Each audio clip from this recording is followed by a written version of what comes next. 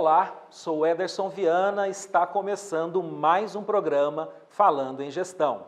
Um programa oferecido pelo Grupo Destra Soluções Empresariais que leva até você informações e notícias das mais variadas áreas da gestão empresarial.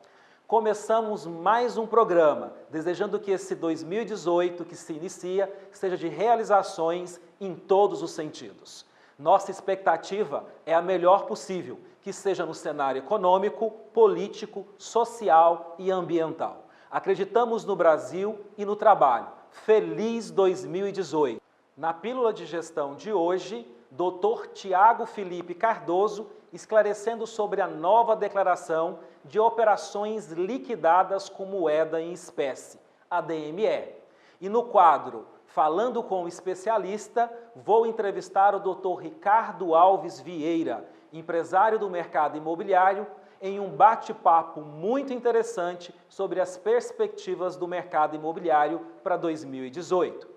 Teremos ainda no quadro De Carona, rodando por Goiânia, uma conversa pra lá de interessante com o Dr. Arthur Moraes, goiano, físico nuclear, pesquisador do CBPF, Centro Brasileiro de Pesquisas Físicas e membro da colaboração CMS, um dos detectores do acelerador LHC no CERN, em Genebra, na Suíça, sobre inovação tecnológica no maior acelerador de partículas do mundo. Fique aí, é um minuto só, não saia daí que o programa de hoje está imperdível. O Grupo Destra atua no mercado há mais de 8 anos e oferece serviços de excelência em soluções empresariais integradas. Conta com uma equipe de mais de 50 colaboradores, divididos nas áreas de inteligência contábil, consultoria empresarial e formação profissional. O sucesso do trabalho do grupo está diretamente ligado à intensa paixão e à habilidade dedicada aos clientes e o respeito e confiança do mercado. Grupo Destra, 3954 6888. Vamos assistir agora a Pílula de Gestão de hoje com o Dr. Tiago Felipe Cardoso, esclarecendo sobre as novas declarações de operações liquidadas com moeda em espécie, a DME. Veja só.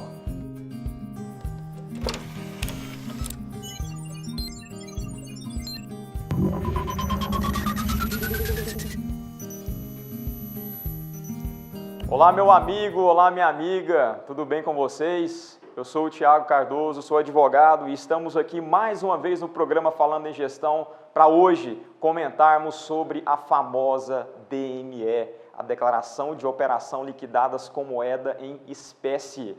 Essa DME foi instituída no finalzinho, foi publicada a Instrução Normativa 1761 de 2017, no finalzinho de novembro. Foi publicado no Diário Oficial da União no dia 21 de novembro de 2017 e passou a ter vigor, a ter vigência agora em 2018, a partir de janeiro de 2018. Então, o que eu estou falando para você, a partir de janeiro de 2018, você, amigo empresário, você, pessoa física que está me assistindo, que é residente domiciliado aqui no nosso país, já terá uma nova obrigação tributária a cumprir, tá bom? Você deve estar me perguntando, Tiago, quem são as pessoas obrigadas a enviar essa declaração? Bem, essa instrução normativa que foi publicada, que eu falei para vocês, a 1761 de 2007, instituiu a DME, que é a Declaração de Operação Liquidada com Moeda em Espécie. As pessoas físicas e as pessoas jurídicas residentes domiciliadas no país que receber em espécie uma quantia igual ou superior a R$30 mil, no decorrer do mês, deverá enviar a declaração e deverá informar sobre o recebimento, tá certo? Por que isso? De acordo com a Receita Federal, essa obrigação tributária que foi incluída aí no nosso sistema, no nosso ordenamento jurídico tributário, visa combater a sonegação fiscal, visa combater as corrupções, visa combater toda espécie de lavagem de dinheiro. né? A Receita Federal ela já tem mecanismos suficientes, como a e-financeira, a duplicata mercantil, por exemplo, ou as transações bancárias ou com cartão de crédito, já é possível a Receita Federal identificar essas movimentações. O grande problema era o quê? As movimentações com dinheiro em espécie. Isso daí a Receita Federal estava com dificuldade de fiscalizar, com dificuldade de apurar. E essa instrução normativa veio exatamente para suprir essa lacuna, para que a Receita Federal possa agora, de uma vez por todas, te obrigando a você, pessoa física ou pessoa jurídica, a enviar essas declarações, né, para que ela possa saber de fato qual é a quantia, ou se você está movimentando essa quantia superior aí a R$30 mil, tá bom? Então, quem deve pagar, Tiago? As pessoas que estão obrigadas, na verdade, a enviar a declaração, né, são as pessoas físicas e jurídicas residentes domiciliadas no país que receberem quantias iguais ou superior a R$30 mil. Como que vai ser o envio dessa declaração? Através do ECAC, tá? Você precisa ter um certificado digital, como as outras declarações comuns, né? É só mais uma outra obrigação acessória que você vai ter e você vai fazer esse envio aí através do ECAC. Lembrando que as instituições bancárias, as instituições financeiras, né, ou as instituições que funcionam mediante autorização do Banco Central do Brasil estão, de acordo com a instrução normativa, dispensadas de fazer, de recolher, de enviar, na verdade, melhor dizendo, essa declaração. Tá bom? Então, o modo de envio vai ser via ECAC, tá? Pelo sítio da Receita Federal, acessa o portal ECAC, claro, com o certificado digital e faz lá o envio da declaração. Tiago, quando que eu vou fazer esse envio da declaração? Todo mês? Exatamente, todos os meses. A começar a partir de fevereiro agora, do mês seguinte, né? Nós estamos atualmente em janeiro de 2018, então agora a partir de fevereiro você já tem que enviar até o último dia útil de fevereiro, tá? Você vai ter que enviar a sua declaração do mês de janeiro, caso você tenha recebido aí quantias iguais ou superiores a R$30 mil, tá? Então, qual que é o prazo de envio dessa declaração? O prazo de envio é até o último dia útil do mês subsequente ao qual você recebeu a quantia superior ou igual aí a R$30 mil. Como estamos no mês de janeiro de 2018, a instrução normativa começou a sua eficácia agora, a partir de 2018, né, de janeiro. Então, se você recebeu algum valor, você pessoa física ou pessoa jurídica, residente domiciliada no nosso país, que recebeu um valor igual ou superior a R$30 mil, você já tem uma obrigação tributária a ser realizada até o último dia útil de fevereiro, que é a declaração de operação liquidada com moeda em espécie. Tá bom? Tranquilo? Vocês devem estar me perguntando, né? Tiago, e se não enviar a declaração? Ora, se você não enviar a declaração, você vai estar descumprindo uma obrigação tributária, né? Consequentemente, vai lhe surgir multa, tá certo? E é importante destacar, porque aqui a Receita Federal, na instrução normativa, ela vai penalizar a apresentação extemporânea da declaração, a não apresentação, né, ou a apresentação fora do prazo, ela vai te punir pela apresentação de envio da declaração equivocada, com erros, e vai te punir pelo não envio da declaração. Então, ela vai te punir por três atitudes: pelo envio fora do prazo, pelo envio incorreto ou pelo não envio. Tá certo? Pela apresentação extemporânea, a multa arbitrada vai ser no valor de R$500 por mês ou fração se o declarante for pessoa jurídica em início de atividade, imune ou isenta, optante pelo Simples Nacional, ou que na última declaração apresentada tenha apurado o imposto sobre a renda com base no lucro presumido. Tá certo? A outro valor da multa de R$ 1.500 por mês ou fração se o declarante for pessoa jurídica não incluída na linha A, não incluída na linha acima que eu acabei de dizer para vocês, né? Ou R$ 100 por mês ou fração se pessoa física, pela não apresentação ou apresentação com informações inexatas ou incompletas ou com omissão de informações. Tá certo? 3% do valor da operação a que se refere a informação omitida, inexata ou incompleta, não inferior a R$ 100 se o declarante for pessoa jurídica. Lembrando que essa penalidade ela será reduzida em 70% se o declarante for pessoa jurídica optante pelo Simples Nacional. Tá certo? E 1,5% do valor da operação a que se refere a informação omitida, inexata ou incompleta se o declarante for pessoa física. Tá certo? Então, são essas as quantias, são essas as multas. Então, você, meu amigo, minha amiga que está nos assistindo, fique atento que a DME veio aí e veio com força total. Tá certo? Operação Lava Jato, essas operações de corrupção, esse dinheiro que foi encontrado no apartamento do Gedel, os valores... chamou a atenção da Receita Federal para esse tipo de apuração, para esse tipo de cumprimento de obrigações aí tributárias. Tá certo? Tranquilo? Então espero que vocês tenham compreendido aí, espero que eu tenha sido o mais claro possível e fique atento, procure um profissional responsável, procure um contador responsável, um advogado responsável para que você possa aí fugir dessas multas e fazer as obrigações tributárias que têm que ser feitas nos termos da lei, beleza? Um grande abraço a todos, foi um prazer mais uma vez estar aqui com vocês. Até logo. Importante estar atento aos prazos para envio da DME. A Receita Federal do Brasil está de olho nas nossas movimentações. E no próximo bloco, no quadro De Carona, vamos conversar sobre inovação tecnológica. É um minuto só, não saia daí. O Grupo Destra atua no mercado há mais de 8 anos e oferece serviços de excelência em soluções empresariais integradas. Conta com uma equipe de mais de 50 colaboradores, divididos nas áreas de inteligência contábil, consultoria empresarial e formação profissional. O sucesso do trabalho do grupo está diretamente ligado à intensa paixão e à habilidade dedicada aos clientes e o respeito e confiança do mercado. Grupo Destra, 3954 6888.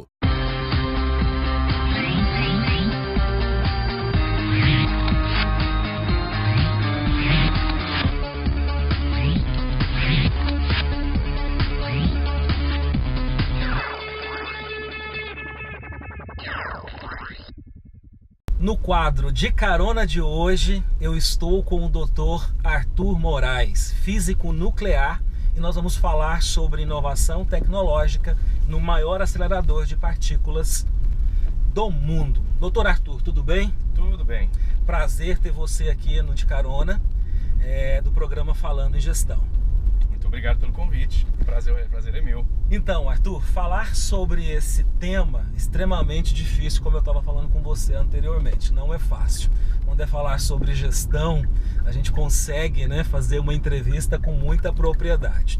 Mas essa área sua, de fato, é uma área muito complexa e eu queria que você falasse para os nossos telespectadores de que forma esse trabalho que você desenvolve hoje de pesquisa pode contribuir para a humanidade. É uma questão que nos fazem com muita frequência, sabe? Por que vocês estão fazendo esse tipo de trabalho? Por que vocês estão fazendo esse tipo de pesquisa? O trabalho que eu faço, embora seja uma parte da física que a gente classifica como física nuclear ou física de partículas, nós pegamos pedacinhos do átomo e tentamos entender são os menores componentes da matéria. Só que para fazer isso, a gente precisa de equipamentos e de tecnologia, que é uma coisa quase que de outro mundo, parece coisa de filme de ficção científica. Imagina. Atualmente, para você ter uma ideia, o experimento onde eu estou trabalhando, que se chama LHC, que vem do inglês, é Large Hadron Collider, nós aceleramos prótons e fazemos as colisões. Tem um acelerador que é um anel que fica no subsolo e são mais de 27 quilômetros de circunferência. Está sediado aonde, Arthur? Isso fica num laboratório multinacional, internacional, que é o Laboratório Europeu para Pesquisas Nucleares. Fica na Suíça, na verdade na fronteira entre a Suíça e a França, próximo ali de Genebra. Então é um consórcio, na verdade, de vários países que trabalham juntos. São mais de 10 mil pesquisadores, entre físicos, engenheiros, cientistas da computação e vários outros tipos de pesquisadores que trabalham nesse projeto. Uma equipe gigantesca no projeto. É uma equipe gigantesca e em si só, eu entendo que vocês trabalham com gestão, mas nós tivemos uns visitantes da Universidade de Harvard, por exemplo, pessoal da Faculdade de Administração de Harvard, veio estudar o modelo nosso de administração, porque nós combinamos milhares de cientistas que são baseados em países mais diversos, e esse pessoal todo trabalha junto em prol desse objetivo, de entender qual que é a estrutura elementar da matéria. E dentro de uma equipe multidisciplinar. Exatamente. E assim, aí você tem todos os desafios de como que você organiza o trabalho, a questão dos financiamentos, né, que a gente precisa utilizar para fazer a pesquisa, e uma série de outros assuntos, né, de como que nós nos organizamos. Então é uma experiência muito interessante, sabe, do ponto de vista científico, do ponto de vista humano mesmo, de você conhecer gente de outras culturas, né, trabalhar com gente de outras realidades sociais, pessoas que têm um outro background, né, então é muito bacana, sabe, a gente aprende muito com isso. Maravilha. E a contribuição de todo esse trabalho, né, dessa pesquisa hoje, ela contribui de que forma para a humanidade? Pelo que eu entendi em alguns artigos que eu li seu, hoje inclusive está presente na medicina. Exatamente, né? Isso é algo que eu acho muito excitante, sabe, pessoalmente, porque descobrir algo novo na ciência, na física, né? Recentemente a gente descobriu a explicação do porquê que a matéria adquire massa. O pessoal na mídia divulgou isso como a descoberta do bóson de Higgs, ou a partícula de Deus. Na verdade, a gente conseguiu provar experimentalmente como que as coisas adquirem massa. Mas para chegar nisso, então a gente tem esse acelerador gigantesco, esse anel de 27 km de circunferência. A gente acelera esses prótons a uma velocidade que é 99,99999% da velocidade da luz, e faz as colisões desses prótonzinhos e tira como se fosse uma foto do que acontece quando eles batem uns nos outros. E para a tecnologia toda envolvida nisso, para você fazer aceleração, que a gente usa uns super ímãs, por exemplo, você hoje em dia utiliza essa mesma tecnologia para melhorar, por exemplo, equipamentos de ressonância magnética. Você utiliza a tecnologia de supercondutividade, que nós utilizamos também no acelerador, para melhorar, por exemplo, transmissão de energia em redes elétricas, que ajuda a baratear os custos, né, e etc. A parte que fotografa ali as colisões dos prótons, nós conseguimos utilizar essa tecnologia, que são chips, né? São sensores de eletrônica muito desenvolvida. E esses sensores hoje, por exemplo, uma das aplicações que tem surgido, como eles conseguem fotografar fótons e outras partículas, outros pedacinhos de átomos que saem dessas colisões, eles conseguem formar imagem. Então, uma das aplicações na área médica, como você comentou, é você transformar esses sensores, por exemplo, em um substituto para a retina. Então, a gente já tem experimentações em pacientes que nasceram, por exemplo, com problema falta de uma retina funcional, e o pessoal implantando um chip desse, com essa tecnologia que nós utilizamos lá, você consegue ajudá-los já a visualizar, né, enxergar alguns tipos de formas, tonalidades, e a gente está melhorando essa tecnologia. Uma outra aplicação que vem também da parte dos aceleradores, quando a gente fala, por exemplo, em terapias para tratamento oncológico, nós temos radioterapia, que o pessoal já ouviu falar, nós temos quimioterapia, mas a gente pode também utilizar feixes de partículas bem específicos, a gente chama isso de hadron terapia, para fazer também um tratamento que é muito mais eficiente, por exemplo, comparado com a radioterapia. A radioterapia é mais preciso. É mais preciso.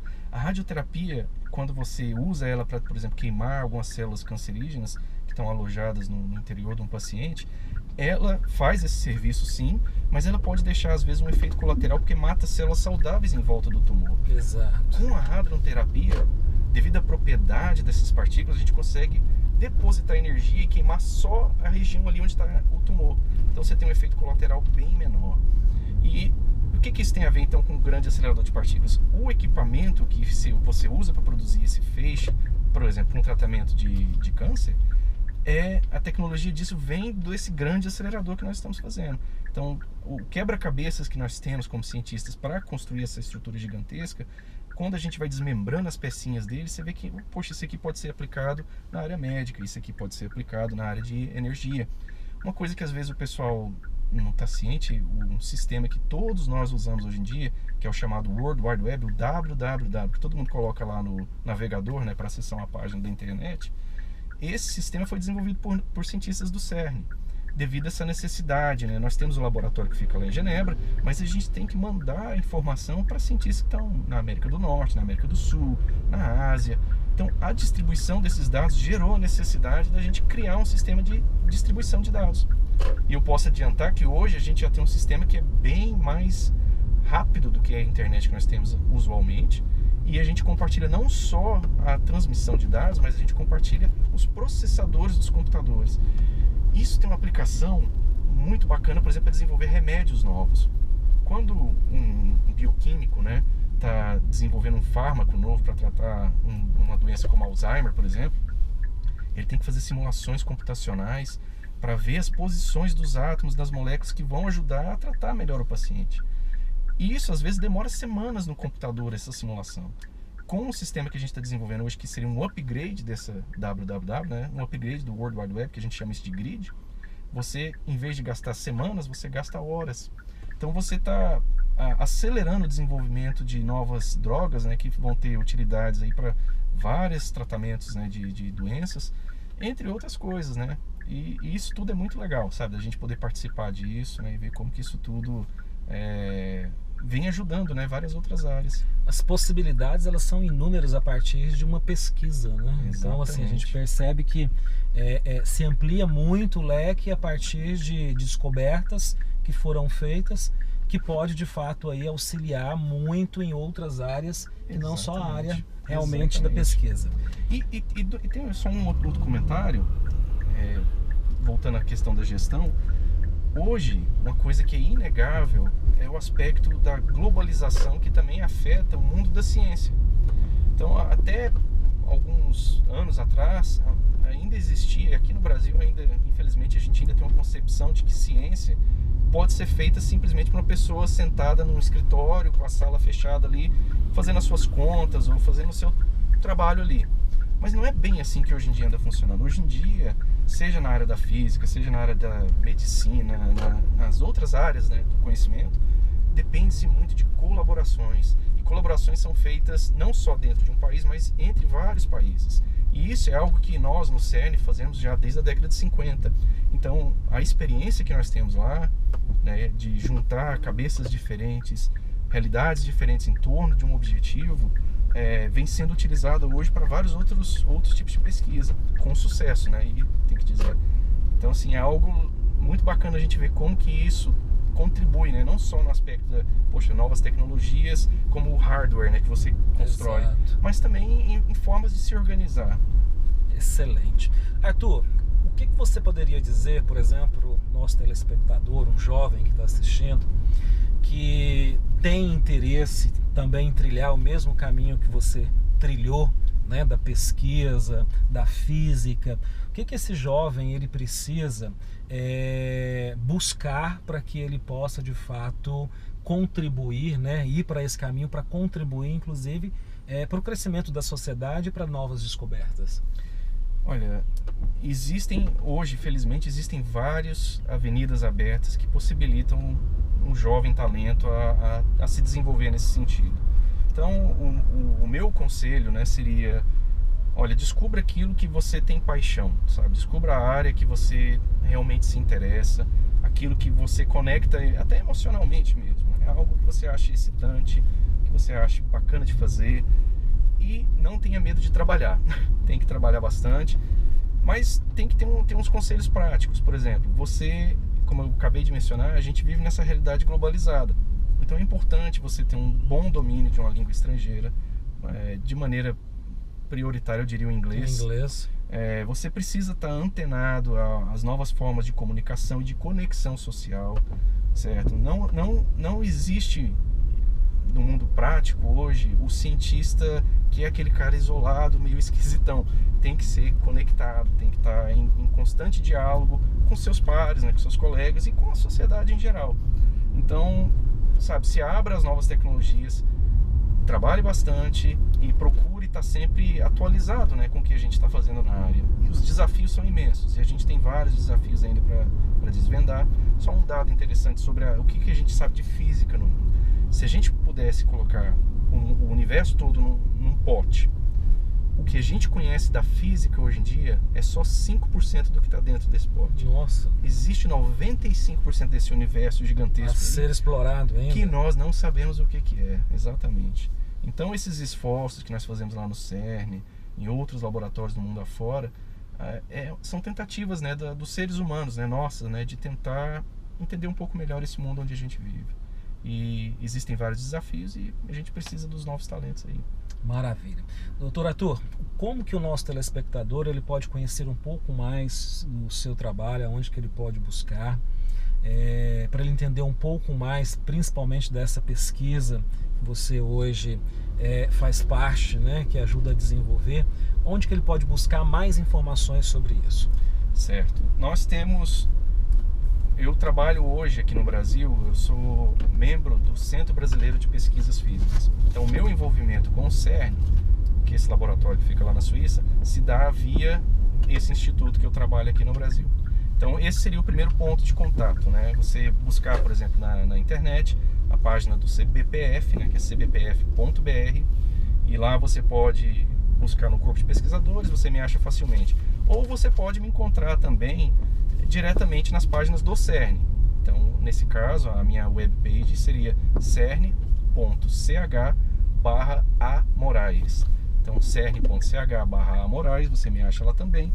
E eu estou sempre disponível, né? Parte do meu trabalho é justamente tentar fazer esse diálogo, né? Porque nós temos que tentar construir essas pontes, né, entre o que a gente faz nesse mundo, que às vezes parece quase inatingível, né, com a população em geral. Porque, afinal de contas, a gente trabalha com recursos que vêm, no caso aqui do Brasil, do pagador de impostos aqui do Brasil. Então, nós estamos à disposição e a gente espera estar aberto sempre ao diálogo, né? E quem tiver interesse, entre em contato. Maravilha. Eu conversei com o Dr. Arthur Moraes, físico nuclear, um papo extremamente interessante. Quero agradecer a sua participação, Dr. Arthur, aqui no programa Falando em Gestão, e deixar o nosso convite para estar em outras oportunidades aqui do nosso programa. Muito obrigado, Edson. Eu que agradeço. Eu que agradeço e foi um prazer dar uma carona para você. Valeu. Viram como a inovação e a tecnologia vai muito além dos laboratórios? E no quadro Falando com o Especialista de hoje, eu vou conversar com o Dr. Ricardo Alves Vieira para comentar sobre as perspectivas do mercado imobiliário para 2018. Não saia daí, é um minuto só. O Grupo Destra atua no mercado há mais de 8 anos e oferece serviços de excelência em soluções empresariais integradas. Conta com uma equipe de mais de 50 colaboradores, divididos nas áreas de inteligência contábil, consultoria empresarial e formação profissional. O sucesso do trabalho do grupo está diretamente ligado à intensa paixão e à habilidade dedicada aos clientes e o respeito e confiança do mercado. Grupo Destra, 3954 6888.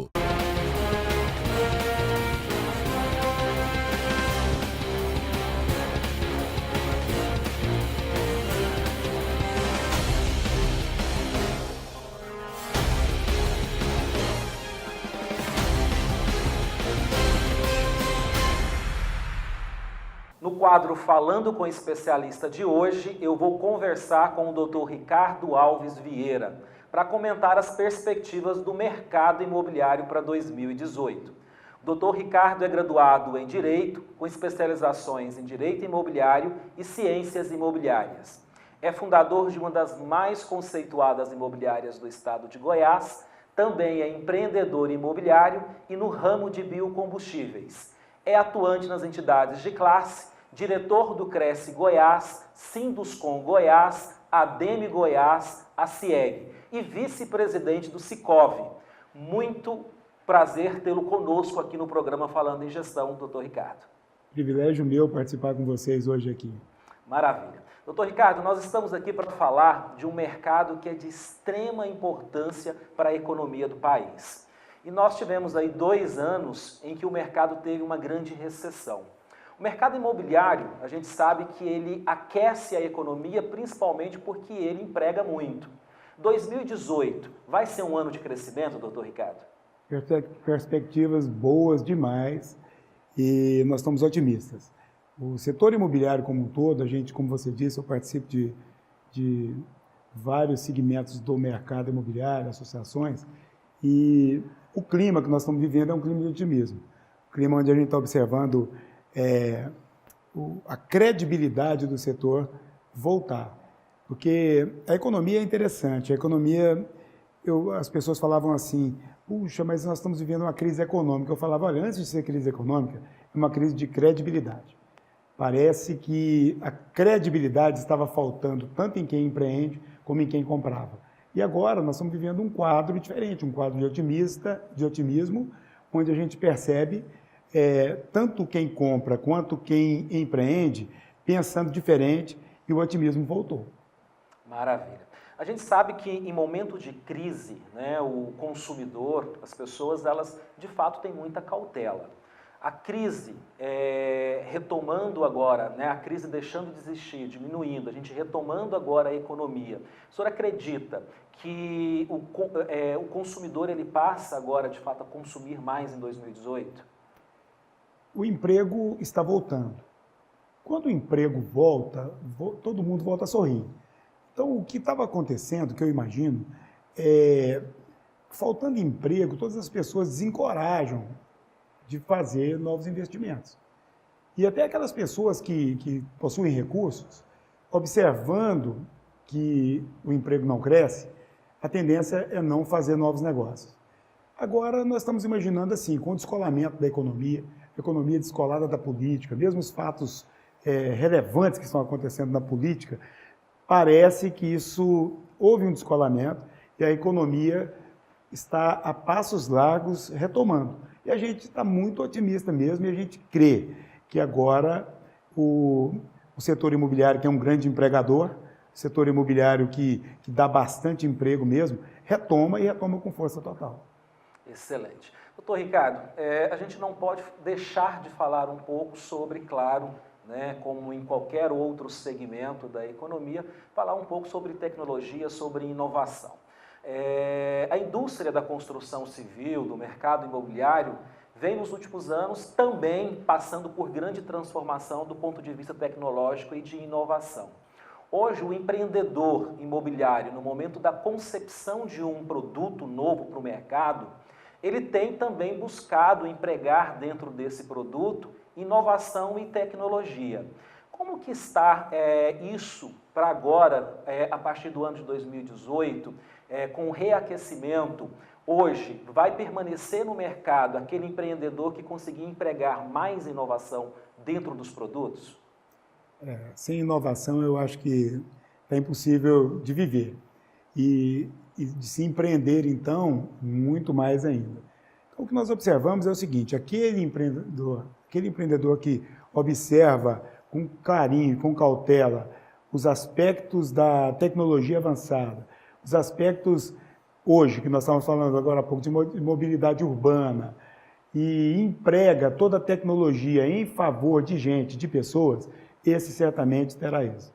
Então, eu creio mesmo que as novidades que o setor, tanto da construção civil quanto o setor do mercado imobiliário como um todo, vem percebendo, principalmente com relação a marketing, com relação às novas tecnologias, né, e comportamento de gente, de pessoas, eu acho que isso vai fazer toda a diferença agora para 2018. E a gente certamente estará inserido nisso de uma maneira bastante importante, observando tecnologicamente. As pessoas amam hoje em dia tecnologia, elas gostam demais de tecnologia. E todo aquele que quer empreender, tem que empreender com os olhos nessa tecnologia, com os olhos em tudo que ele puder fazer para favorecer aqueles que querem utilizar também tecnologia dentro do setor imobiliário.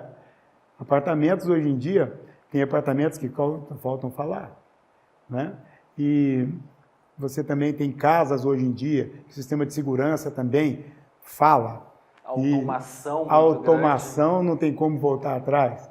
E assim por diante, acho que a gente vai começando a observar a tecnologia cada momento mais presente e certamente nós não estamos ficando para trás.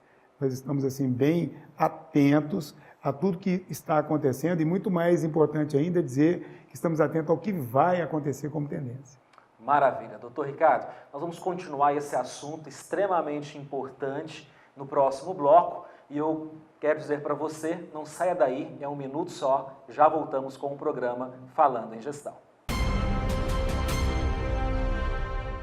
O Grupo Destra atua no mercado há mais de 8 anos e oferece serviços de excelência em soluções empresariais integradas. Conta com uma equipe de mais de 50 colaboradores, divididos nas áreas de inteligência contábil, consultoria empresarial e formação profissional. O sucesso do trabalho do grupo está diretamente ligado à intensa paixão e à habilidade dedicada aos clientes e o respeito e confiança do mercado. Grupo Destra, 3954 68 88. Estamos de volta com o quadro Falando com o Especialista e eu estou conversando hoje com o Dr. Ricardo, especialista do mercado imobiliário. Dr. Ricardo, a inflação prevista para 2018 está na casa de 4,3% e que mostra que as perspectivas para o mercado imobiliário no próximo ano são ótimas. Afinal, a inflação reflete diretamente no poder de compra dos brasileiros e torna os investimentos em imóveis mais atraentes? A inflação é um câncer para todas as pessoas, mas principalmente para aqueles menos aquinhoados. Aquelas pessoas que não têm recurso, a inflação atinge mais forte, porque as pessoas que ganham mais, ela tem como se socorrer de uma inflação, protege o investimento. No caso das pessoas que não têm recurso, fica muito mais difícil. Agora, pensando a respeito do que você está dizendo, a inflação sendo cada dia diminuindo e baixando do jeito que nós estamos observando, é claramente um fato positivo para investimento no setor imobiliário. No mercado imobiliário, quando a inflação está baixa, a previsibilidade de investimentos é muito mais firme e mais forte. Todas as pessoas conseguem medir, mensurar o que vai fazer do seu próprio dinheiro, porque sabe que o dinheiro vale aquilo que está na mão. Então, no mercado imobiliário, a gente fica muito mais confortável. Você parcela para as pessoas e a pessoa tem ciência de que aquela parcela vai ficar até o final do pagamento. Então, a insegurança, ela desaparece. Dá uma estabilidade muito maior para o comprador. Perfeitamente. A estabilidade volta, reina no coração das pessoas e as pessoas podem, então, fazer os seus investimentos com muito mais segurança. Maravilha. Doutor Ricardo, falando em gestão, a situação faz com que os empresários do segmento imobiliário pensem em estratégias para fechar negócios. É importante estar preparado para a retomada do mercado, melhorando os processos internos, otimizando a produtividade das equipes, definindo metas e objetivos e manter uma boa rede de parcerias. O senhor, que é fundador de uma das maiores imobiliárias aqui do estado de Goiás, hoje, para um empresário do mercado imobiliário, de fato, perpetuar o seu negócio, é importante pensar em tudo isso? Sem dúvida. Não há mais como viver sem você treinar, pensar gente, pensar pessoas. E nós, como você citou lá, a nossa empresa, a gente está cada dia mais focado em pessoas, em gente, e como fazer essas pessoas trabalharem de uma maneira onde elas possam se sentir melhor e mais felizes. E isso, é claro que envolve tecnologia, envolve planejamento, envolve gestão. E a gestão não é só essa gestão que a gente vê apenas com pessoas, porque as pessoas estão inseridas em todos os aspectos da vida humana mesmo, e é graças a Deus que estão. Porque se as pessoas não estivessem felizes, se a gente não conseguir fazer as pessoas entenderem o que elas estão trabalhando, com o que elas trabalham. É muito comum, por exemplo, uma pessoa trabalhar numa empresa de imóveis e achar que trabalha, por exemplo, com contabilidade. Ela pode exercer aspectos contábeis dentro dessa organização, mas ela nunca pode perder o foco de que ela trabalha no mercado imobiliário. Então, isso é o que a gente chama de pensar grande, ter uma visão um pouco mais ampliada, sistêmica do que a gente faz. Eu mesmo vejo, na hora que estamos contratando alguém, se essa pessoa pensa grande, quando ela nos responde, o que ela sabe fazer. Com o que você trabalha? Eu trabalho com marketing. Trabalho com marketing. Mas eu trabalho com marketing aplicado ao setor imobiliário, fazendo coisas importantes para as pessoas serem atendidas pelo mercado imobiliário. Aí eu acho que faz toda a diferença. Eu acho que você está inserido dentro do realmente do mercado em que você está participando, né? Ou seja, você realmente conhecer esse mercado e viver esse mercado de forma profunda e plena, né? Eu acho que quando você leva isso para dentro da organização e que os colaboradores, de fato, eles conhecem o DNA do negócio, aí realmente tem isso que o senhor acabou de falar, que é a visão sistêmica do negócio e, consequentemente, eu consigo contribuir mais para o crescimento desse negócio. E você, de fato, fica inserido dentro de uma equipe, porque as pessoas percebem quando você não tem confiança para falar a respeito de um tema. E aí o que acontece? Quando você trabalha pensando no todo, você é muito mais capaz de ajudar todas as equipes daquela empresa. Então, o mercado imobiliário, por exemplo, é feito de todos os players. Porém, todos eles têm que estar entendendo que participa dessa cadeia, desse mercado. E quando as pessoas entendem isso, quando a gente tem a capacidade de, quando elas não entenderem, de fazer com que elas entendam, e sim, aí elas voltam e vivem junto com a gente o processo como um todo, nós temos uma empresa muito mais produtiva. Com certeza, a integração é muito maior, né? A integração é outra. É outra. Doutor Ricardo, quero agradecer imensamente a participação do senhor no programa Falando em Gestão e queremos tê-lo aqui em outras oportunidades para falarmos mais sobre o mercado imobiliário. Muito obrigado pela sua participação. Eu é quem agradeço ao Grupo Destra e agradeço a todos vocês, achei uma iniciativa maravilhosa. Para mim foi um prazer mesmo participar com vocês aqui e sempre que vocês precisarem, estarei à disposição para colaborar e para aprender um pouco também com o programa. Muito bacana mesmo o que vocês estão fazendo aqui. Muito obrigado. E eu termino o programa de hoje com a seguinte frase: a fórmula secreta para os negócios é tratar os clientes como hóspedes e os empregados como pessoas. Até o próximo programa e um grande abraço.